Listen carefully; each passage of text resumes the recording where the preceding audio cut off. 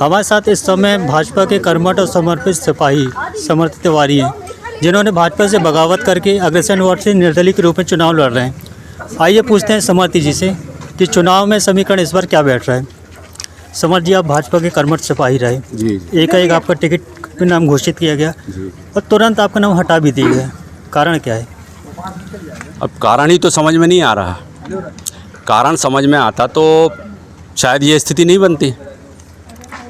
और जब 4-4, 5-5 बार बैठकें हो रही हैं, जिला समिति की बैठक हो रही है, संभागीय समिति की बैठक हो रही है, पार्टी के तमाम वरिष्ठ नेता लोग बैठ रहे हैं, सलाह मशवरा कर रहे हैं, उसके बाद लिस्ट फाइनल हुई। 2-2 बार लिस्ट को वायरल किया गया। नीचे से ऊपर तक सिंगल नाम मेरा था। वार्ड के और भी तमाम कार्यकर्ता टिकट मांग रहे थे, उसमें मैं भी था। मेरा नाम नीचे से ऊपर तक गया और फिर पार्टी ने आखिरी 17 तारीख को मेरा नाम फाइनल करके लिस्ट प्रकाशित की और मुझे बोला गया कि आप पार्टी के नाम से फॉर्म भरिए। हमने फॉर्म भर दिया। मंदिर में जाके ईश्वर की आराधना की, उनकी प्रार्थना की, उनसे धन्यवाद दिया कि पार्टी ने मुझे टिकट दिया है। और उसके कुछ ही समय पश्चात मुझे पता लगा, एक लेटर वायरल हो गया मीडिया में। मुझे किसी का फ़ोन भी नहीं आया, कुछ भी नहीं। सोशल मीडिया में एक लेटर वायरल हो गया कि वार्ड क्रमांक 35 महाराज अग्रसेन वार्ड से समर्थ तिवारी की टिकट काटकर फलाने को दे दिया जाता है। नहीं तो ऐसा कहा जाए जैसे कमलेश अग्रवाल महापौर की दौड़ में शामिल थे। जी जी जी। ये भी देखा जाता कि सेकंड नंबर पर उनका नाम था, पर एक महापौर की दौड़ से उतर के फिर वापस पार्षद में आना, जी, आपको क्या लगता है ये सही है?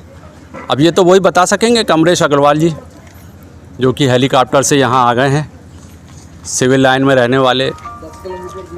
उनकी पत्नी नेपे टाउन से पहले पार्षद थी।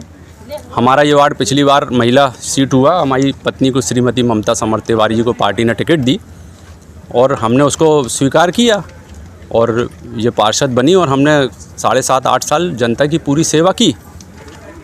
उसका मुझे ये प्रतिफल मिला कि हमारी टिकट बिना कारण बताए ऐसे काट दी गई जैसे हम कोई रास्ते में चलने वाले नाली के कीड़े हैं, उठा के फेंक दिया मेरे को।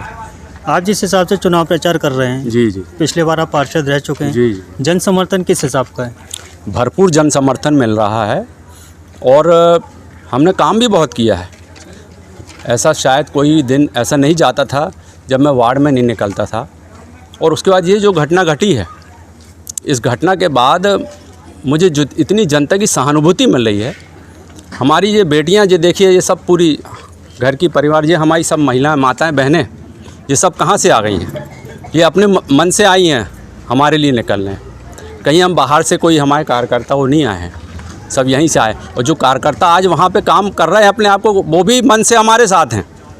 तन उनका भले वहाँ है, मन यहाँ है। और इन सब के माताओं बहनों के इनके आशीर्वाद से हमारा झंडा लहराएगा और दिनांक 17 जुलाई को, 6 जुलाई को केक सजेगा और 17 तारीख को केक कटेगा।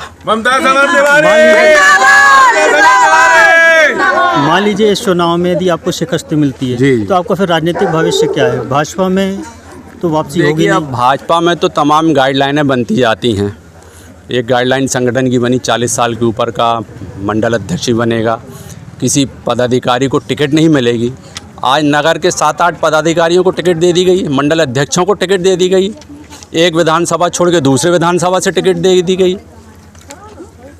सामान्य सीट से कई पिछड़े वर्ग को टिकट दे दी गई।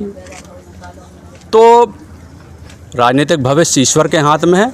उन्हीं का नाम लेके मैं रण में कूदा हूँ और वो जो तय करेंगे। और जहाँ तक शिकस्त की बात है, नामुमकिन है।